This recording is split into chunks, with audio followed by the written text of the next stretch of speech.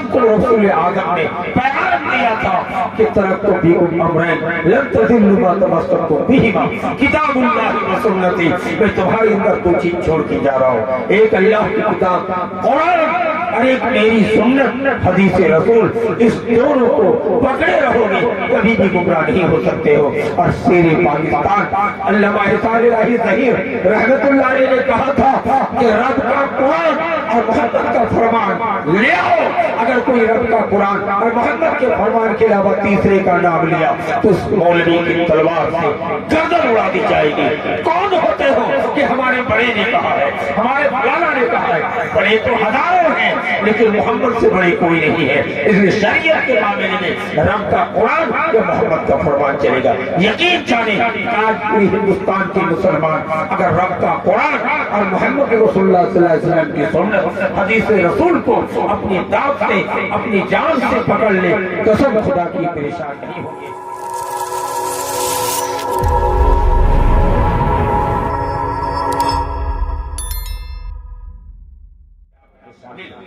मेरी भाइयों दोस्तों, आज माशरे के अंदर एक अल्लाह को छोड़कर आज हम गैरों पे भरोसा कर रहे हैं। अगर पता चल जाए कि गिरवा घाट या कहीं पे धामी तैयार हुआ है, पानी पड़ के देता है, फलाना करता, गाड़ियों की भीड़ देखिए ज्यादातर फिरशावादी होती है। बताइए, ये सब आशिक वक्ती तौर पे नबी सल्लल्लाहु अलैहि वसल्लम का इरशाद है कि शैतान का असर हो सकता है, इनको आयत कुरानिया से दम कर दे खत्म हो जाएगा। लेकिन ये कौन सा धामी है? बड़े बड़े सर्जन फेल है, डॉक्टर फेल है, ये बेमार धामी और करीबाजा जादूगर के नाम पे लोग जादू ही असर करते हैं। जादू बरहक है, जादू के जरिए कुछ कर सकता है लेकिन जादू करने वाला काफिर है। नबी ने उसको मुशरिक करार दिया है। आज हम धामी के पास जा रहे हैं, हाथ पकड़ के दिखा रहे हैं कि हाथ में देखिए कितनी लकीरें हैं, कहा तुम्हारा किस्मत ठीक है। बाद शैतान बोल देता है कि तुम्हारा भारी एक्सीडेंट होने वाला है, तो बड़ा पैसा वाले हो जाओगे। हम अल्लाह को छोड़कर गैर के रास्ते में जा रहे हैं। पहले जमाने में कोई चीज चोरी हो जाती तो फूड़ी घुमाते थे, बाटी है कि नहीं, उसमें कुछ एक जड़ी बूटी का डाल देता है बेमार, हाथ में कटोरी रख करके सबको घुमाता था। बहुत से लोग थे जमीन पे लकीर मार देते थे, कोई जादुई अमल करके हाथ को ऐसे चलाते थे, दाएं गया तो अच्छा, बाएं गया तो खराब। ये झूठ सब है, ये कज्जाबों की सिस्टम है। आज तावीज़ पे हमने भरोसा कर लिया, आज हमने अपने अकीदे को बिगाड़ लिया है। अल्लाह कहता है मैं हुक्मुल हाकिमीन हूँ, मेरे हुक्म के बगैर एक पर्दा नहीं हिल सकता है। जब मुझको छोड़कर तुमने गैरों पे भरोसा किया, जाओ तुम पर मसाइब आलाम की पहाड़ तोड़ देंगे, तुम्हें परेशान कर देंगे, तुम्हें बर्बाद कर देंगे। आज मुसलमान परेशान हुए। गुजरात की धरती में जब मुख्यमंत्री माननीय प्रधानमंत्री जी थे तो 1.5 लाख मुसलमानों को जमा कर दिया गया था, और जमा करने की पादाश में आज हमारे माननीय मुख्यमंत्री को प्रधानमंत्री की गद्दी मिल गई मुस्लिम दुश्मनी के नतीजे में। और उनका हारने का नाम नहीं, कहते हैं कि हमारी पार्टी की हुकूमत 50 साल तक रह जाएगी। हो मेरे भाई, कौन सा मिकनातीसी ताकत का यूज किया, इस्तेमाल किया? इसकी वजह है वक्त फिरौन ने ये काया पलटा क्या, ये हमारी मसाइब व आलाम के पहाड़ तोड़े जाने का सबब बड़ा क्या, हमारी बदआमलियों का नतीजा है। हमने एक अल्लाह को छोड़कर, रसूल को छोड़कर, शरीयत की बात को छोड़कर गैरों पे भरोसा किया है। रब को छोड़कर हम पीरों, मुर्शिदों और कहां माथा टेकने का काम किया है। अल्लाह का अज़ाब नहीं आएगा तो क्या आएगा? अल्लाह मुसलमान को परेशान करेगा नहीं तो किसको करेगा? हम रसूल की शरीयत को छोड़ के अपने अपने मौलवी इमामों की बातों को अहमियत दिया है। जरा गौर करो, इमाम आजम ने जो बताया उसको हमने माना, लेकिन इमामों का इमाम हज़रत मोहम्मद मुस्तफा सल्लल्लाहु अलैहि वसल्लम की शरीयत को नहीं माना। नबी ने जो कहा है उनकी हमने बगावत की है, उनकी मुखालफत की है, तो हम परेशान नहीं होंगे तो और कौन होगा? मेरा आपको सुन के हैरत होगी, तरावी की नमाज रमजान पे 8 रकात है, वितर लगा के 11 रकात है। इमाम आजम अबू हनीफा का फतवा है कि 20 रकात पढ़ो। कितना? 20 रकात। और इमाम अहमद बिन हम्बल कहते हैं कि 40 पढ़ो। कितना? 40 रकात। क्यों? कहा बुखारी की हदीस है, मन कामा ईमानन व इहतिसाबन गुफ़िरा लहू मा तक़द्दम के तहत رات بھر کا قیام ان کے اگلے پچھلے گناہ معاف کر دیے جائے 40 پڑھو. امام مالک کہتے ہیں کہ 40 میں بھی رات بھر کا قیام نہیں ہوگا تو اس لیے 80 رکعت پڑھو. اب کدھر جاؤ؟ حنفی بھائیوں کا امام ابو حنیفہ کا قول ہے 20, امام احمد بن حنبل کا ہے 40, امام مالک کا ہے 80. اہل حدیثوں نے کہا دیکھو امام اپنی جگہ پہ بہت بڑے ہیں, ان کا عزت کرنی چاہیے. کوئی کسی امام محدث کا نام اگر غلط طریقے سے لے گا تو مسلمان نہیں ہے, احترام کرے گا, لیکن وہ نبی نہیں, ان کی شریعت نہیں مانی جائے گی. امام مالک کی 80 رکعت, امام احمد بن حنبل کی 40, امام ابو حنیفہ کی 20 کو نبی کی شریعت پوری شریعت کھنگالنے کے بعد صحیح بخاری کی روایت مل رہی ہے. اما عائشہ نبی صلی اللہ علیہ وسلم کی بیوی, ہم سب مومنوں کی روحانی ماں, فرماتی ہے اما عائشہ کہ نبی رمضان غیر رمضان کبھی بھی 11 رکعت سے زیادہ تراویح نہیں پڑھتے. اب ثابت ہو گیا, سنت کا فیصلہ ہو گیا کہ 11 ہی رکعت تراویح سنت ہے. لیکن کوئی اگر خود پڑھنا چاہے کہ ہم 200 رکعت پڑھیں گے, پڑھنا گناہ نہیں ہے, نیکی نہیں. ہم نے نبی کی سنت نہیں کہا ہے. ہم 11 رکعت کے بعد بھی ہم ادھر نہیں پڑھیں گے, رات بھر نماز پڑھیں گے, پڑھ سکتا ہے.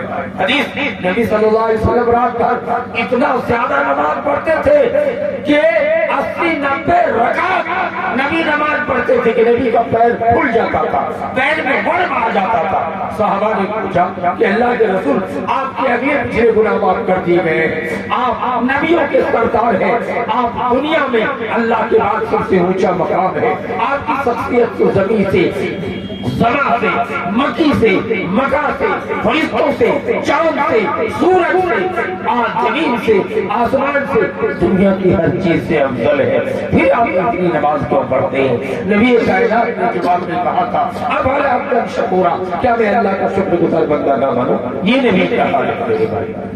اس لیے دوستو آپ دنیا میں پریشان اس لیے ہے کہ ہم نے اللہ کے رسول کے طریقے کو چھوڑ دیا, اس لیے آج آپ پریشان ہو رہے ہیں. میں ایک ہی واقعہ 2 منٹ کا بول کے ختم کروں گا.